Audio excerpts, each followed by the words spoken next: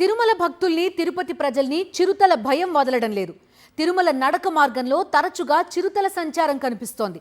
దీంతో మెట్ల మార్గంలో వెళ్లే భక్తులు భయాందోళనకు గురవుతున్నారు. వారంలో 2 సార్లు చిరుతల అలికిడి కనిపించింది. అలిపిరి తనిఖీ కేంద్రం దగ్గర ఓ జింకను వేటాడి చంపేసింది.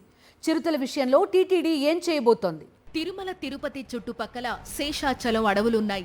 దీంతో అడవుల్లోని చిరుతలు తరచుగా రోడ్ల మీదకు వస్తూ తిరుమల వెళ్లే శ్రీవారి భక్తుల్ని, తిరుపతిలో నివసించే ప్రజల్ని కలవరపెడుతున్నాయి.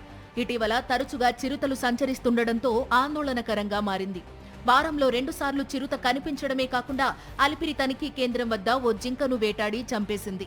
శుక్రవారం రాత్రి 7:30కు జూ పార్క్ రోడ్లో బైక్ మీద వెళుతున్న వ్యక్తిపై దాడి చేయడానికి చిరుత ప్రయత్నించి విఫలమైంది. 2 వీలర్ మీద వెళుతున్న ఓ వ్యక్తిపై అడవిలో నుంచి ఒక్క ఉదుటున పరుగు పెడుతూ వచ్చి దూకింది. అయితే బైక్ మీద ఉన్న వ్యక్తి స్పీడ్ గా వెళ్లడంతో చిరుత దాడి నుంచి త్రుటిలో తప్పించుకున్నాడు. ఈ ఘటన సీసీ కెమెరాలో రికార్డయింది. చిరుతల సంచారంతో భక్తులు భయాందోళనకు గురవుతున్నారు. నడక మార్గంలో అధికంగా కనిపించే చిరుతలు ఇప్పుడు జూ పార్క్ రోడ్లో ఎక్కువగా సంచరిస్తున్నాయి. జింకల్ని వేటాడుతున్న చిరుతలు మానిటర్లుగా మారితే పరిస్థితి ఏంటి? అలిపిరి జూ పార్క్ రోడ్లో కొత్తగా ఏర్పాటు చేసిన టిఫిన్ సెంటర్లే చిరుతల సంచారానికి కారణమనే అభిప్రాయాలు వ్యక్తమవుతున్నాయి. ఊర్లో ఉండాల్సిన మనుషులు అడవుల్లోకి చొచ్చుకుపోతుంటే అడవుల్లో ఉండే చిరుతలు ఆహారం కోసం ఊళ్ల మీదకు వస్తున్నాయి.